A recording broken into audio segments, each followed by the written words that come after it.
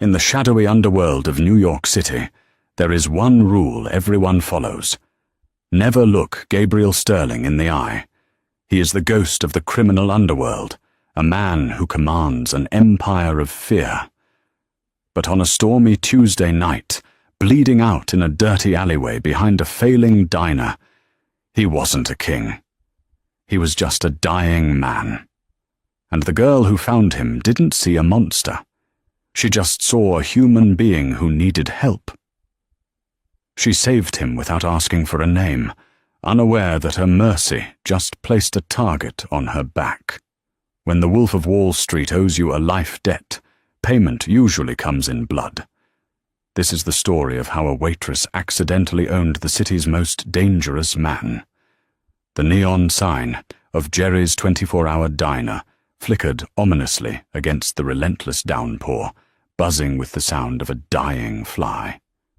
Inside, Tessa Reynolds wiped down the counter for the 100th time that night, her movements mechanical. At 23, Tessa's life was a series of calculations. Rent due on the 1st, her brother's tuition due on the 15th, and the menacing medical bills for her mother arriving like clockwork at the end of the month.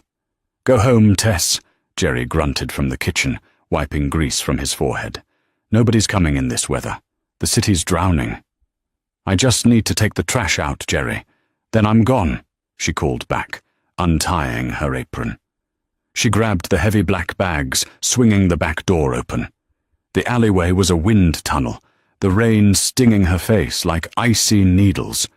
She tossed the bags into the dumpster and turned to leave, but a sound stopped her.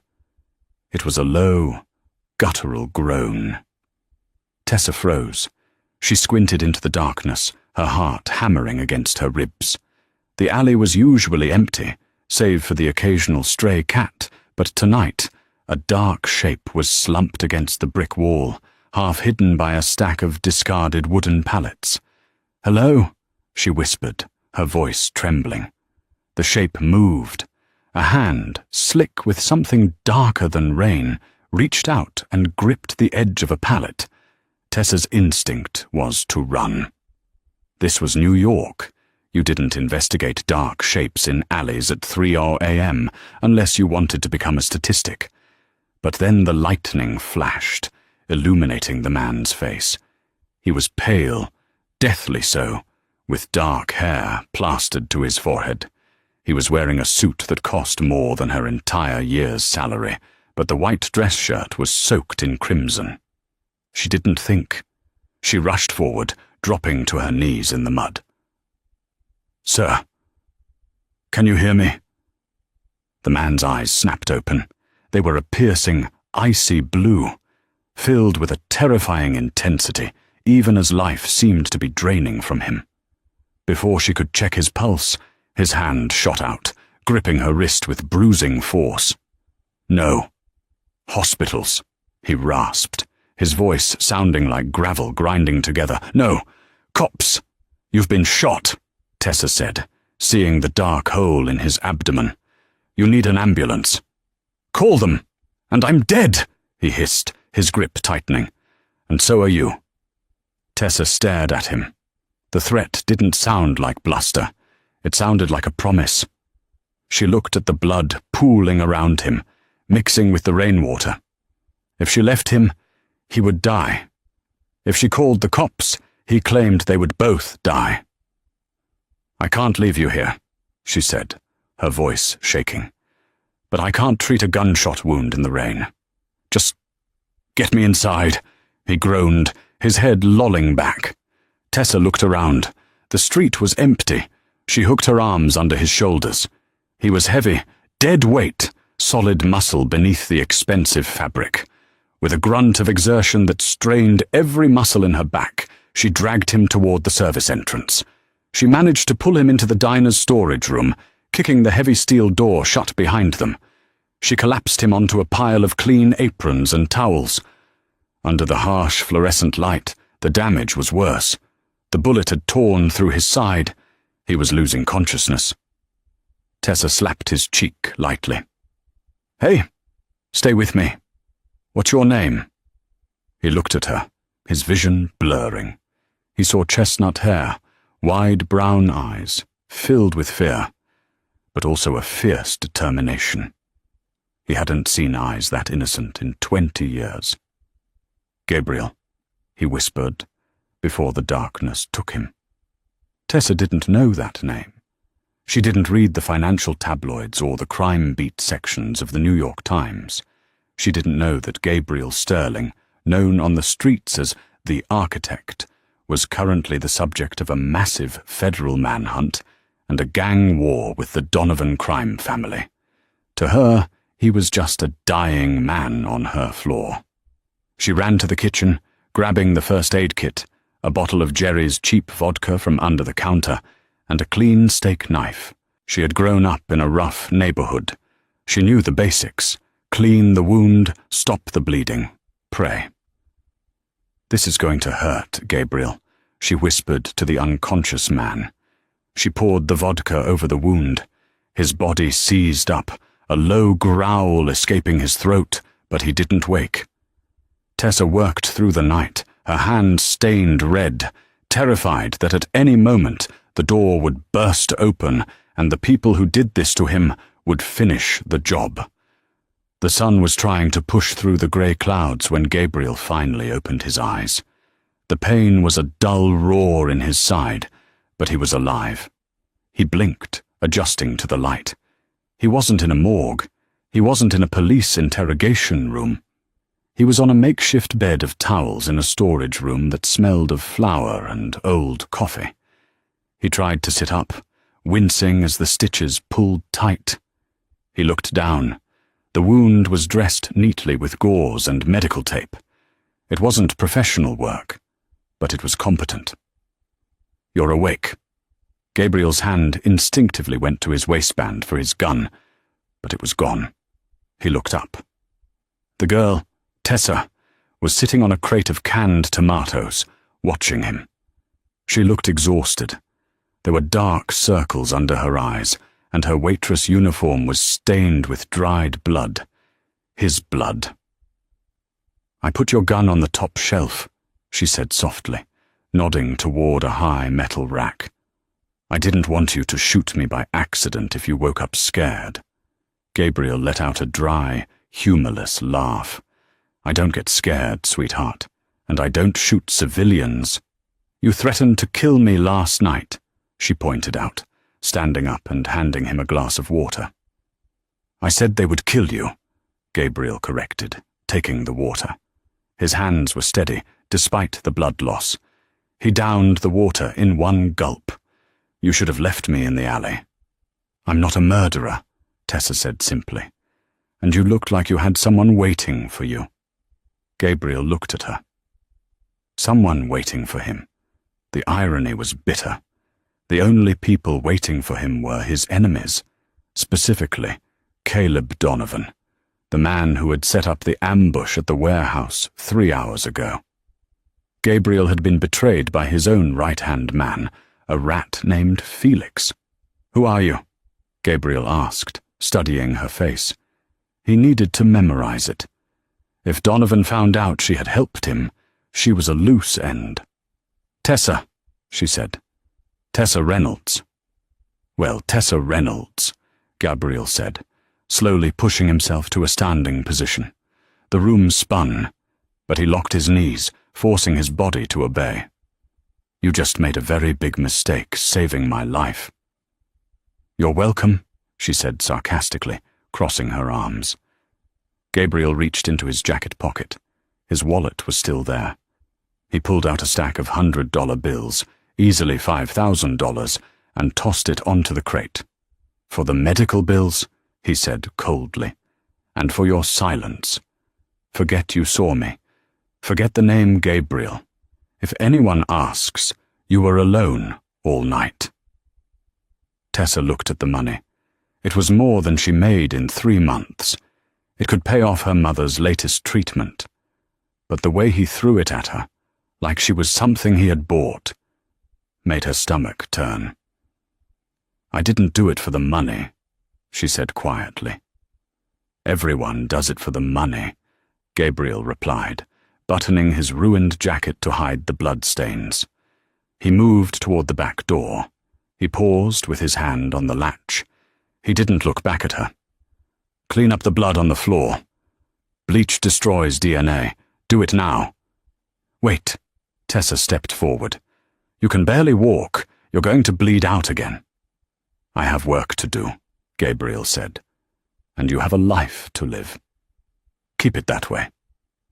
He pushed the door open and vanished into the morning mist. Tessa stood there for a long time, staring at the empty doorway. The adrenaline was fading, replaced by a creeping dread. She looked at the stack of cash on the crate. She should burn it. She should run. Instead, she grabbed the mop bucket and the bleach. She scrubbed the floor until her hands were raw, erasing every trace of the man named Gabriel. By the time Jerry arrived at 6 a.m. to open up, the storage room was spotless. Tessa was sitting at the counter, drinking a cold cup of coffee, her hands trembling slightly. "Rough night?" Jerry asked, tying on his apron. "You have no idea," Tessa murmured. She thought it was over. She thought he was just a random criminal who would disappear back into the shadows. She was wrong. 2 days later, Tessa was walking home from her shift. Her apartment was only 4 blocks away, a small walk-up in a gritty part of Queens. She had her headphones in, trying to drown out the city noise. She didn't notice the black SUV trailing her at a crawl. She turned the corner onto her street and stopped.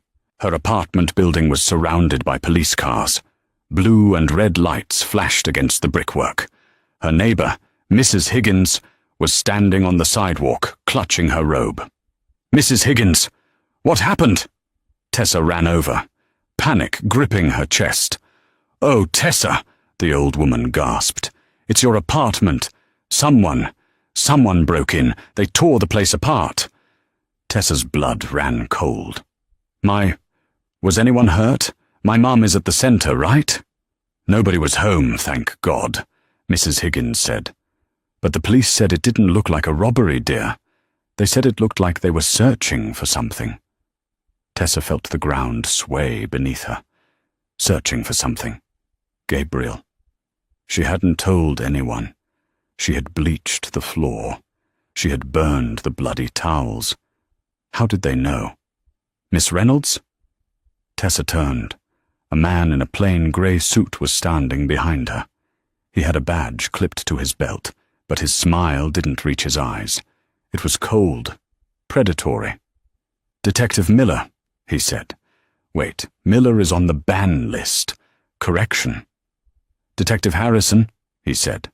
"We found something interesting in your apartment. A shell casing, 9mm. Matches a shooting we had downtown 2 nights ago involving a very high-profile individual." Tessa's heart stopped. She hadn't found a shell casing. Gabriel must have dropped it from his clothing when she undressed him to treat the wound. I don't know what you're talking about," she stammered. Detective Harrison stepped closer, invading her personal space. He lowered his voice. "I don't think you understand, Tessa. We know Gabriel Sterling was at the diner. We know you helped him. And right now, there are very powerful people I can't stop, who want to know where he went. He wasn't a cop, or if he wasn't working for the law." The look in his eyes was the same look Gabriel had, the look of a wolf. "I need you to come with me," Harrison said, reaching for her arm. Suddenly, a screech of tires pierced the air. A sleek, matte black sedan mounted the curb, cutting off the detective and separating him from Tessa. The back door flew open. A massive man, built like a tank with a shaved head, stepped out. He ignored the detective entirely and looked straight at Tessa. "Ms. Reynolds," the giant rumbled. "Mr. Sterling sends his regards. Get in." Tessa looked at the fake detective, then at the massive stranger, and realized with terrifying clarity her life as a waitress was over. She was now a pawn on the board, She scrambled into the back of the black sedan, just as the detective drew his weapon. The car peeled away, tires smoking, disappearing into the night before the first shot could be fired. The interior of the sedan smelled of rich leather and expensive cologne, a stark contrast to the scent of bleach and fear that had clung to Tessa for the last 48 hours. The giant who had shoved her into the back seat sat in the front passenger seat, his silence heavier than any threat. The driver, a woman with a sharp bob cut and eyes like flint, navigated the New York traffic with aggressive precision. "Where are you taking me?" Tessa asked, her voice sounding small in the cavernous back seat. She gripped her purse, her knuckles white. Inside was her phone, currently buzzing with texts from her landlord about the police raid, but she was too terrified to answer. "Safety," the giant rumbled. He didn't turn around. "Name's Cole. Sit back. If Harrison wanted you, he would have shot you on the sidewalk. You're lucky the boss keeps tabs on his loose ends." Loose ends. That's what she was. A thread dangling from a cheap sweater, waiting to be snipped. The car didn't head toward the police precinct or a warehouse. Instead, it wove through the city toward Manhattan, pulling up to the curb of a massive glass needle, piercing the skyline on 57th Street, the Sterling Tower. It was a monolith of steel and arrogance, a building Tessa had only ever seen on postcards. Cole opened the door. "Out! Keep your head down! Don't look at the doorman!" Tessa was marched through a private lobby, bypassed the main elevators, and shoved into a freight lift that required a key card and a retinal scan from Cole. The sensation of rising was rapid, her ears popping as they ascended 70 floors in seconds. When the doors slid open, Tessa gasped. She wasn't in an apartment. She was in a palace in the sky. Floor-to-ceiling windows offered a panoramic view of Central Park, currently drowning in the rain. The floors were marble, the furniture stark and modern. It was beautiful, cold, and utterly soulless. Standing by the window, looking out at the city like he owned every brick of it, was Gabriel. He looked nothing like the dying man she had dragged through the mud. He was wearing a charcoal three-piece suit that fit his broad shoulders perfectly. His dark hair was slicked back, and his posture was rigid, likely due to the stitches she knew were pulling at his side. He turned. The icy blue eyes landed on her, devoid of the vulnerability she had seen in the alley. "You look terrible, Tessa," he said, his voice smooth and deep. "I just got kidnapped by a giant," Tessa snapped, her fear momentarily eclipsed by anger. "And my apartment was raided by a fake cop. I think I'm allowed to look a little rough." Gabriel walked toward her, moving slightly slower than a healthy man would, his hand hovering near his injured side. He stopped a few feet away. "Harrison isn't fake. He's a real detective. He's just on Caleb Donovan's payroll. There's a difference." "Donovan?" Tessa asked. "The man who put the bullet in me," Gabriel explained calmly. "And the man who now knows that a waitress named Tessa Reynolds saved my life, which means he assumes you know something, or that you mean something to me." Tessa laughed, a hysterical bubbling sound. "That's ridiculous. I'm nobody. I'm a waitress at a diner that smells like grease. Tell them I'm nobody." "It doesn't matter what is true," Gabriel said, stepping closer, his presence overwhelming. "In my world, perception is currency. Donovan thinks you are an asset, therefore you are a target. If I leave you out there, you will be dead by sunrise, tortured first, likely, to see what secrets you hold." Tessa felt the blood drain from her face. She thought of her mother, safe in the dialysis center. "My mum is being moved as we speak," Gabriel interrupted. "Private facility in Connecticut, fully paid for, round-the-clock security." Tessa stepped back, horror dawning on her. "You kidnapped my mother?" I secured her, Gabriel corrected. Just like I secured you. You saved my life, Tessa.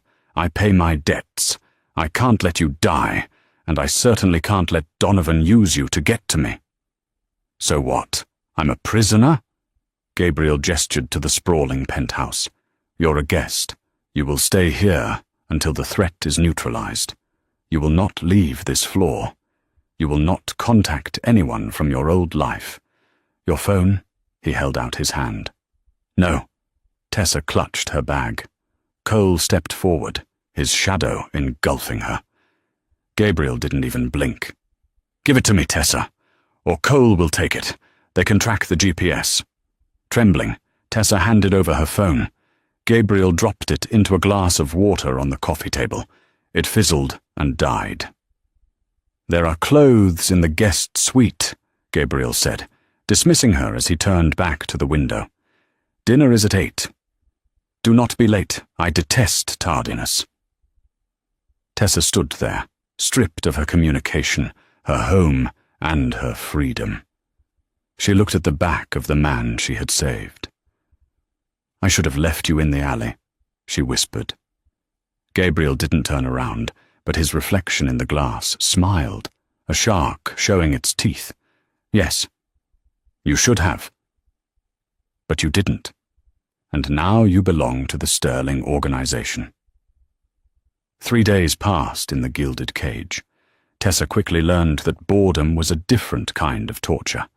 The penthouse was filled with things to do, a library of first editions she was afraid to touch, a home theater, a gym. But the silence was deafening. Gabriel was rarely seen. He spent his time in his office behind double oak doors, where muffled shouting and the ringing of phones drifted out. When she did see him, it was at dinner. These meals were excruciating. They sat at opposite ends of a long mahogany table, eating food prepared by a silent chef. Gabriel would read documents while he ate, barely acknowledging her presence. But Tessa was watching. She was a waitress. Her entire livelihood had depended on reading people. She noticed the way Gabriel winced when he reached for the salt. She noticed the way he checked his watch every 5 minutes. She noticed that the security guards, Cole and a new guy named Weston, were tense, their hands always hovering near their jackets. The war Gabriel had mentioned was going badly. On the 4th night, the atmosphere shifted. Gabriel didn't come to dinner alone. He brought guests. Wear the black dress in the closet, Gabriel had ordered her through the intercom earlier that afternoon. And keep your mouth shut unless spoken to. You are my companion for the evening. Tessa had wanted to refuse, but the memory of the security around her mother kept her compliant. She put on the dress. It was silk, elegant, and undoubtedly cost more than her entire life's earnings. When she walked into the dining room, 3 men were already seated. One was Weston, the lawyer type with wire-rimmed glasses. The other 2 were strangers. One was a fat, sweating man named Mr. Henderson, and the other was a lean, reptilian man, introduced as Councilman Brady. Gabriel stood up when she entered. He moved to her, his hand resting on the small of her back. The touch burned through the silk. It was possessive, a brand for the others to see. "Gentlemen," Gabriel said, his voice smooth as velvet. "This is Tessa." "The mystery woman," Councilman Brady sneered, eyeing her up and down. "We heard you had a new pet, Gabriel. Didn't know you went for the innocent type." "Tessa is not a pet," Gabriel said, his grip on her tightening warningly. "She is vital to my recovery." They sat. The dinner was a masterclass in tension. They spoke in codes, zoning permits, shipping routes, union disputes. But Tessa knew they were talking about drugs, weapons, and territory. She poured water. She smiled when appropriate. She played the part of the silent doll. But her waitress instincts were screaming. The sweating man, Henderson, was too nervous. He kept wiping his hands on his napkin. He wasn't eating. He was drinking the wine rapidly, but his eyes were darting around the room. The chef brought out the main course, seared scallops with a truffle reduction. The smell was divine. "To new alliances," Gabriel said, raising his glass. "To alliances," Henderson echoed, his voice shaking. As the waiter, a new face Tessa hadn't seen before, placed Gabriel's plate down, Tessa caught a whiff of something. It was faint, buried under the heavy scent of truffle oil and garlic. But she knew it. She had worked in kitchens for 6 years. She knew the smell of spoiled ingredients, and she knew the smell of things that didn't belong. Bitter almonds. It was a scent that didn't belong in a truffle sauce. Gabriel picked up his fork. He was looking at Councilman Brady, his eyes locked in a stare down, completely distracted from the food. He speared a scallop and raised it to his lips. "Stop!" The word ripped out of Tessa's throat before she could think. The room froze. Gabriel paused, the fork inches from his mouth. He looked at her, his expression darkening with annoyance.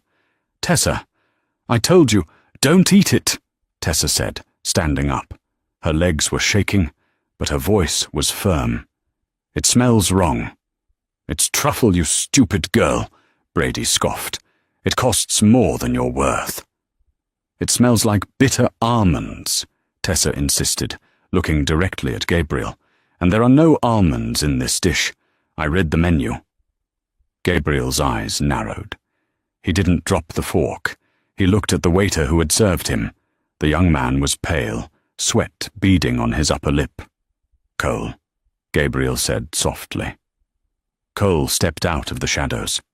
"Switch plates with Mr. Henderson," Gabriel ordered, his eyes never leaving the waiter.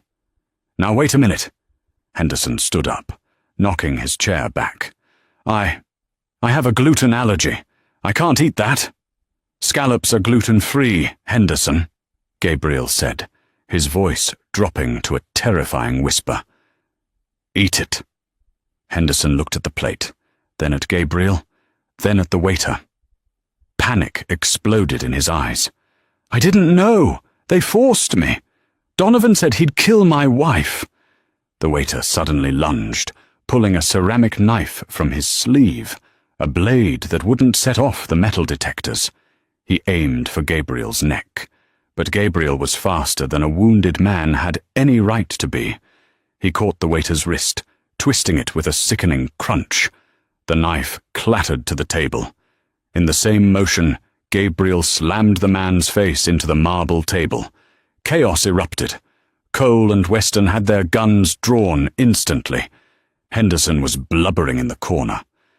Gabriel stood over the groaning waiter, his chest heaving slightly. He looked at the plate of scallops, then slowly turned his head to Tessa. For the first time since she had dragged him into the storage room, he looked at her with something other than annoyance or calculation. He looked at her with respect. "Clear the room," Gabriel barked to Cole. "Take Henderson to the soundproof room. I want to know everything Donovan told him." "And the girl?" Cole asked, gesturing to Tessa, who was trembling by her chair. Gabriel walked over to her. He reached out, and Tessa flinched, expecting a strike. Instead, his hand brushed a stray lock of hair behind her ear. His fingers were warm.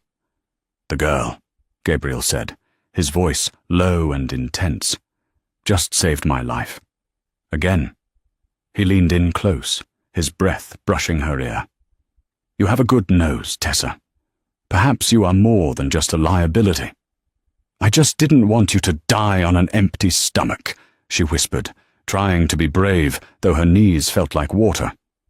"Go to your room," Gabriel commanded, stepping back, the mask of the Mafia boss sliding back into place. "Lock the door, and don't open it for anyone but me." Tessa fled to the dining room.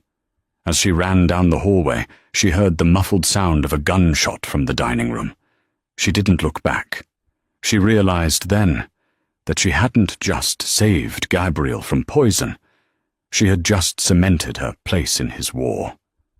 She wasn't a guest anymore. She was his lucky charm, and Gabriel Sterling was a man who never threw away luck. Back in her room, Tessa leaned against the heavy oak door, sliding the lock into place. Her heart was racing like a trapped bird. She looked at her reflection in the mirror. The girl looking back was wearing silk and diamonds, but her eyes were the same terrified eyes from the alleyway. She had to get out. She had to find her mum. She moved to the window, looking down at the dizzying drop to the street below. There was no escape that way. She began to pace the room, looking for anything. A phone, a computer, a note. She opened the drawer of the bedside table.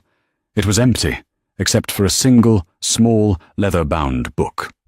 She picked it up. It wasn't a diary. It was a ledger. She opened it to the last page. In neat, jagged handwriting, there was a list of names: Donovan, Judge Harrison, Councilman Brady, and at the bottom, freshly written in ink that looked barely dry, Tessa Reynolds, asset. She stared at the word. Asset. Not human. Not savior.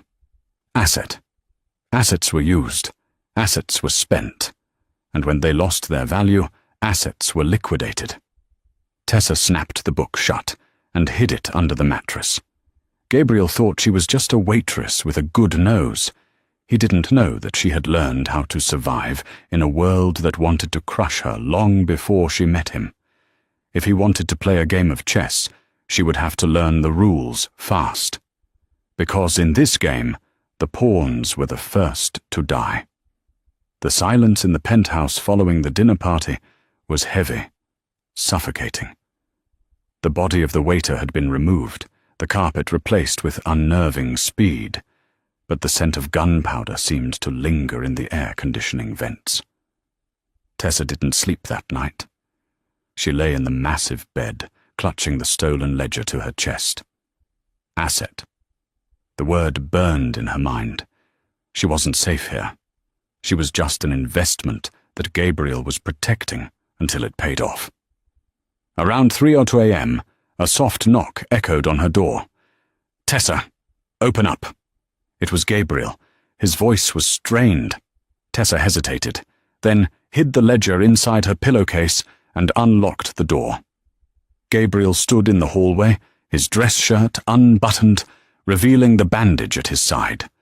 It was soaked through with fresh blood. The exertion of the fight in the dining room had torn his stitches.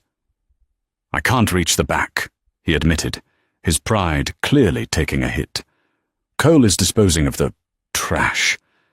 I need you." Tessa's anger warred with her instinct to heal. She sighed, stepping back. "Come in."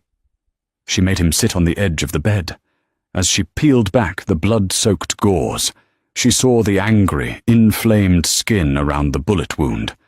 He was burning up. "You have a fever," she murmured, cleaning the wound with efficient, gentle hands. "Occupational hazard," Gabriel grunted, his eyes closed. "You did well tonight, with the poison." "I did it because I didn't want to watch a man die while I was eating scallops," Tessa said coldly. "Don't mistake basic human decency for loyalty, Gabriel." Gabriel opened his eyes, catching her wrist as she applied the fresh tape. The heat from his skin was intense. "Loyalty is bought, Tessa. I know that. But instinct, that can't be bought. You have the instinct of a survivor. That's why you're here." "Is that why I'm in your book?" she asked, the question slipping out before she could stop it. "Am I just an asset?" Gabriel went still. His eyes searched hers, dangerous and calculating. "You went through my things." "I was looking for a way out," she countered, not backing down. "I found a ledger. Am I stock to be traded, or collateral?" Gabriel stood up, towering over her despite his injury. The air between them crackled with tension, fear, anger, and something undeniably magnetic. "You are an asset," Gabriel said, his voice low and rough. "In a world of liabilities, Tessa, an asset is the only thing I protect with my life. It means you have value. It means you are essential. He leaned in, his face inches from hers. And I don't lose my essentials. For a moment, Tessa thought he was going to kiss her. Her breath hitched. But before the distance could close, the penthouse plunged into darkness. The emergency lights bathed the room in a red glow. A siren began to wail, a low, mechanical thrum that vibrated the floorboards. "Get down!" Gabriel roared. He tackled her onto the bed just as the floor-to-ceiling window shattered inward. Glass rained down like diamonds. Two dark figures rappelled into the room from the roof, submachine guns raised. Gabriel rolled off the bed, pulling a handgun from the back of his waistband, one she hadn't even seen. He fired twice. Pop, pop. The first intruder dropped. The second intruder sprayed the room with bullets. Feathers from the pillows exploded into the air, blinding them. Tessa screamed, scrambling across the floor. "The panic room! Go!" Gabriel shouted, returning fire. "I'm not leaving you!" Tessa yelled back. She grabbed a heavy marble lamp from the bedside table and hurled it into the darkness toward the muzzle flash. It struck the intruder's helmet with a sickening crack, stunning him for a split second, enough time for Gabriel to put a bullet in his chest. Silence returned, broken only by the wind howling through the shattered window and the rain pouring in, soaking the expensive carpet. "Cole!" Gabriel barked into his earpiece. "Status." "They're in the lobby." Cole's voice crackled, sounding breathless. "And the elevator shaft. It's a full breach. Donovan isn't playing games anymore. He hired Blackwell mercenaries." Gabriel cursed. He looked at Tessa, who was shivering amidst the glass and rain. He grabbed her hand. "The building is compromised," he said. "We have to move." "Down?" Tessa asked, looking at the door. "No," Gabriel said, pulling her toward the walk-in closet. "Down is death. We go out." He pushed aside a rack of suits to reveal a keypad. He punched in a code. The back wall of the closet hissed and slid open, revealing a dark, narrow chute. "A laundry chute?" Tessa asked, incredulous. "A structural maintenance shaft," Gabriel corrected. "It leads to the subway tunnels below the foundation. It hasn't been used since the 1920s. Go." He shoved her in. Tessa slid into the darkness, spiraling down into the bowels of the city, leaving the shattered luxury of her cage behind. The tunnels were a nightmare of dripping water, rats, and darkness. Tessa and Gabriel emerged 3 miles north of the Sterling Tower, surfacing through a grate in a deserted alley in Hell's Kitchen. Gabriel was in bad shape. The slide had reopened his wound completely. His grey suit was black with blood on the right side. He was leaning heavily on Tessa, his breathing ragged. "We need a car," Gabriel rasped. "There's a safe house. Brooklyn Navy Yard." "You need a hospital," Tessa argued, struggling to support his weight. "No," Gabriel said, his vision swimming. "If I go to a hospital, Donovan wins. He'll finish the job while I'm under anesthesia. Get me to the yard." Tessa looked around. It was 4 a.m. A delivery truck for a bakery was idling at a red light. The driver had hopped out to check the back door. Tessa didn't think. She had spent a lifetime following rules, paying bills, and being the good girl. But the asset in her had woken up. She ran to the truck, jumped into the driver's seat, and hot-wired it, a skill her delinquent brother had taught her years ago, one she swore she'd never use. "Get in!" she screamed at Gabriel. Gabriel stumbled into the passenger seat, just as the baker ran out, shouting. Tessa floored it, the heavy truck lurching forward. The drive to Brooklyn was a blur of adrenaline. Tessa watched Gabriel fade. He was mumbling names, giving orders to ghosts. By the time they crashed through the rusted chain-link fence of the abandoned section of the Navy Yard, he was unconscious. She dragged him into the designated warehouse, Container 4B. It was dusty but stocked. There was a cot, a generator, and a military-grade medical kit. For the next 6 hours, Tessa became the doctor she had never been able to afford to become. She stitched him up again, pumped him full of antibiotics and fluids she found in the supply crates. She sat by his side, watching his chest rise and fall, holding the gun he had given her. When Gabriel woke up, the sun was setting through the high windows. He looked at Tessa. She was cleaning her gun, her face smeared with grease and blood, her eyes hard. "You stole a bakery truck," Gabriel said, his voice weak but amused. "It was a sourdough delivery," Tessa said without looking up. "I hope you like bread." Gabriel tried to sit up, but pain pinned him down. "Tessa, why are you still here? You could have run. You could be halfway to Canada." Tessa finally looked at him. "Because my mother is still in that facility in Connecticut, and because I don't think you're the villain anymore, Gabriel. I think you're just a man who built a castle to hide that he's lonely." Gabriel went quiet. "Donovan will come here. He tracked the chip in my watch. I destroyed it an hour ago, but he knows the general radius." "Good," Tessa said, standing up.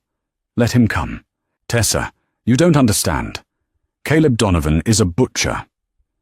And I'm a waitress who knows how to deal with rude customers," she said, walking over to a stack of crates. "And I know something you don't. I know why Donovan is doing this." Gabriel frowned. "He wants my territory." "No," Tessa said. "I heard Henderson talking to him on the phone before the dinner, before you came in. Henderson was crying. He said, 'I can't find the accounts. The Cayman accounts are empty.'" Gabriel's eyes widened. "The Shadow Fund." "Donovan isn't trying to kill you for power," Tessa explained. "He's trying to kill you because he stole from the cartel, and he needs your money to pay them back before they skin him alive. He's broke, Gabriel. He's desperate." Gabriel began to laugh. It was a dark, terrifying sound. "He's broke? That idiot." "If he comes here," Tessa said, "he's not coming to shoot you immediately. He needs your biometrics. He needs your fingerprint to unlock the transfer." "Which gives us an advantage," Gabriel realized. He looked at Tessa with a new intensity. It wasn't just respect anymore. It was awe. "You're not an asset, Tessa. You're a partner." "Tell me that when we survive," she said. An hour later, the heavy metal doors of the warehouse blew open. Caleb Donovan walked in, flanked by 6 mercenaries. He looked frantic, his eyes wild. He spotted Gabriel sitting in a chair in the center of the room, looking pale and defeated. "Gabriel!" Donovan shouted, his voice echoing. "Look at you. The King of New York, rotting in a shed." "Hello, Caleb," Gabriel said calmly. "I hear you're having cash flow problems." Donovan's face twisted. "Shut up. Give me the access codes to the Zurich vault, now." "Or what?" Gabriel asked. "Or I kill the girl," Donovan signaled. 2 mercenaries dragged Tessa out from behind a crate. She struggled, kicking and screaming. "Let her go," Gabriel said, feigning panic. "She's nothing. She's just the help." "She's pretty enough to bleed," Donovan sneered, putting a gun to Tessa's head. "The code, Gabriel, or she dies first, then you." Gabriel looked at Tessa. He gave a microscopic nod. Tessa stopped struggling. She looked Donovan in the eye. "He can't give you the code, Caleb." Donovan looked down at her. "What?" "He can't give you the code," Tessa said loudly, "because the biometric scanner requires a pulse, and if you shoot him, the accounts lock forever. But I know the override password." Donovan paused. Greed flickered in his eyes. "You?" "He told me," Tessa lied smoothly. "In the fever. He was delirious. He kept saying it. Prometheus." Donovan laughed. "Prometheus, that's the code." "Simple." He turned to his men. "Watch them. I'm logging in." Donovan pulled out a tablet. He typed in the code. "Access denied."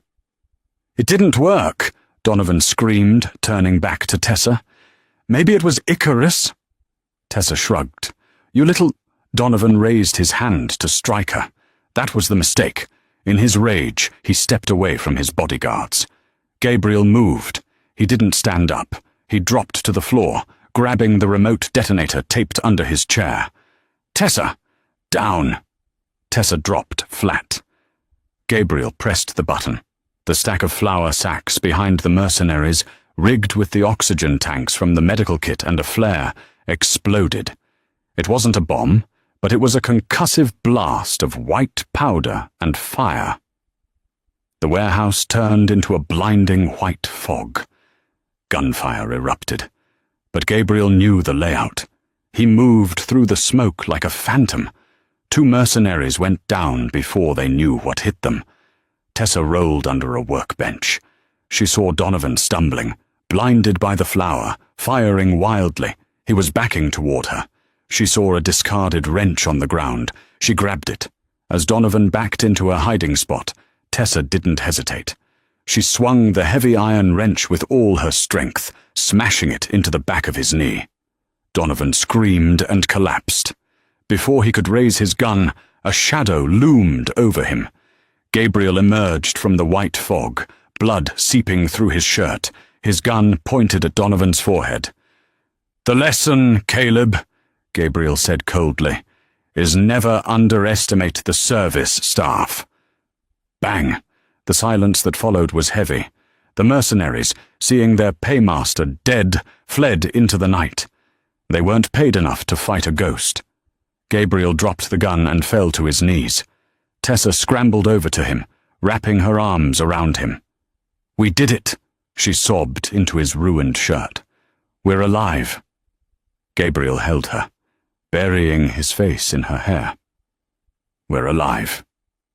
The silence of the private wing at St. Jude's Hospital was a stark contrast to the gunfire and explosions of the Brooklyn Navy Yard.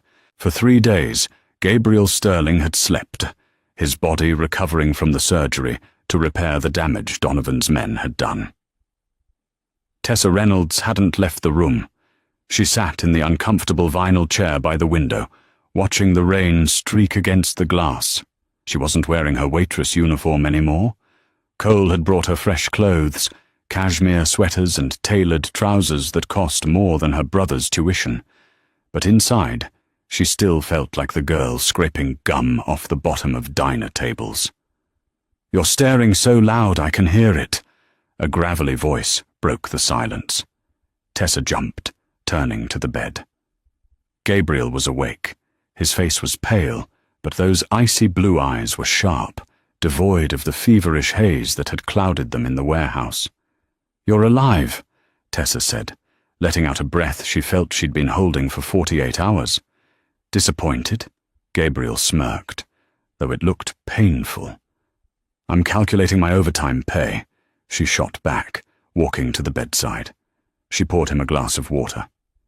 "You've been out for 3 days. The city is loud. The news is saying Caleb Donovan died in a gas leak explosion at an abandoned warehouse."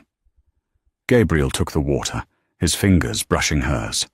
"A convenient narrative. My legal team is efficient." He took a sip, then looked at her with an intensity that made her knees weak. "And you? Did you run while the door was open?" "I thought about it," Tessa admitted, "but I have nowhere to go. My apartment is a crime scene. My job is complicated, and my mother is still in your facility in Connecticut." "Your mother is safe," Gabriel said firmly, "and she will stay there until she is fully recovered. As for your job, I'm firing you." Tessa stiffened, pulling her hand away. "Excuse me, after I saved your life? Again?" "I'm firing you as a waitress," Gabriel clarified, the corner of his mouth twitching. "I have a new position in mind, but it requires a specific dress code and a nerves of steel." 6 weeks later, the grand ballroom of the Plaza Hotel was a sea of black ties and designer gowns. It was the annual Sterling Foundation Gala, the first public appearance of Gabriel Sterling since the rumored gang war that had rocked the underworld. The air was thick with whispers. Everyone knew Donovan was dead. Everyone knew Sterling had absorbed his territory. But the question on everyone's lips was, who was the woman? The double doors swung open. The room went silent. Gabriel Sterling walked in, looking like a dark prince in a tuxedo that fit him like a second skin. He walked with a cane, a sleek, black, ebony stick with a silver wolf's head handle. But it didn't make him look weak. It made him look dangerous. And on his arm was Tessa. She wore a gown of deep, midnight blue velvet that cascaded to the floor, slit high up the thigh. Her chestnut hair was swept up, revealing a diamond necklace that glittered under the chandeliers. She didn't look down. She looked straight ahead, her chin high, scanning the room with the observant eyes of a woman who used to track a dozen tables at once. "They're staring," she whispered, her lips barely moving. "Let them," Gabriel murmured, pulling her closer. They're wondering how a ghost came back to life, and they're terrified of the angel who brought him back. They moved through the crowd. Tessa felt the judgment. She saw the sneers of the socialites who knew her background, the wives of rival mob bosses who saw fresh meat. A woman in a red dress, Mrs. van der Hoven, stepped into their path. She was the wife of a construction magnate with ties to the old Donovan crew. "Gabriel, darling," she purred, ignoring Tessa completely. "We were so worried. And who is this delightful little thing? Is this the nurse we heard about?" The insult was sharp and precise. Tessa felt Gabriel's arm tighten, his muscles coiling. He was about to destroy this woman verbally, or perhaps financially, right there on the spot. But Tessa placed a calming hand on his chest. She stepped forward, smiling sweetly. "Not a nurse, Mrs. van der Hoven," Tessa said, her voice clear and carrying over the nearby chatter. "I'm the one who noticed that your husband's construction firm has been laundering money through shell companies in Jersey. I was just telling Gabriel that the audit trails are fascinatingly sloppy." Mrs. van der Hoven's face went drain white. The champagne glass in her hand trembled. "Enjoy the evening," Tessa added, her smile never faltering. She steered Gabriel away. As they moved toward the balcony, she heard a low chuckle from him. "Remind me never to cross you," he said. "I told you," Tessa replied. "Waitresses hear everything. We're invisible, until we choose not to be." They stepped out onto the balcony, leaving the noise of the party behind. The New York skyline sprawled out before them, a grid of golden lights. It was the same view they had shared from his penthouse, but this time the glass wasn't shattering. Gabriel leaned his cane against the stone railing and turned to face her. The playful demeanor vanished, replaced by a solemn gravity. "I never thanked you," he said softly. "Not properly. For the alley, for the poison, for the warehouse. You paid my mum's medical bills for the next 10 years, Tessa said. "I think we're even." "Money is easy, Tessa. I have too much of it," Gabriel said, stepping closer. He reached into his jacket pocket. "But trust. Trust is expensive. I've spent my life building walls, ensuring no one could get close enough to hurt me.